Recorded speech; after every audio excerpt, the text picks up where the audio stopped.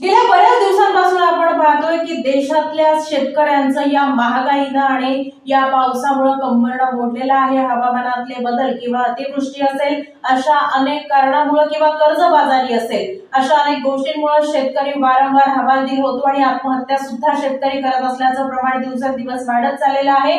दरम्यान मराठवाड्यातल्या एका महिला भगिनीनं अतिशय चित्तथरारक असं काव्य आणि मनाला सुन्न करणारे काव्य आपल्या शब्दांच्या माध्यमातून गायला आहे। पाहूया। गेल्या अनेक वर्षांपासून देशातील राज्यातील शेतकरी राजा आणि त्याचं कष्ट कसं मातीमोल होतंय। सत्ताधारी फक्त आश्वासनं घेऊन वेळ मारून नेत आहेत आणि बँका आणि सावकार शेतकऱ्यांना कर्ज भरण्यासाठी तगादा लावतात। त्यामुळे शेतकऱ्यांचं जीवन हलाखीचं बनलंय हे विदारक आहे आणि ही वास्तव परिस्थिती आपल्या कवितेतून मराठवाड्यातल्या एका भगिनीनं व्यक्त केलेली आहे। अतिशय चित्तथरारक आणि मनाला थक्क करणारे हे काव्य पाहूया।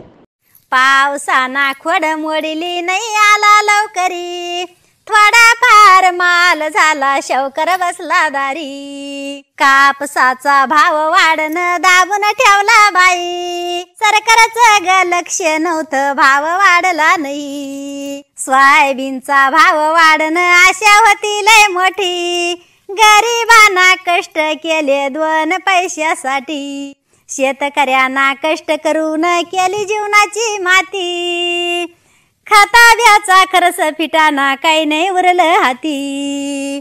खताब्याचा खर्च फिटाना काही नाही उरलं हाती। शेतकऱ्याला साथ देईना नाही कोणी पाठी राखा, शेतकऱ्याला साथ देईना नाही कोणी पाठी राखा।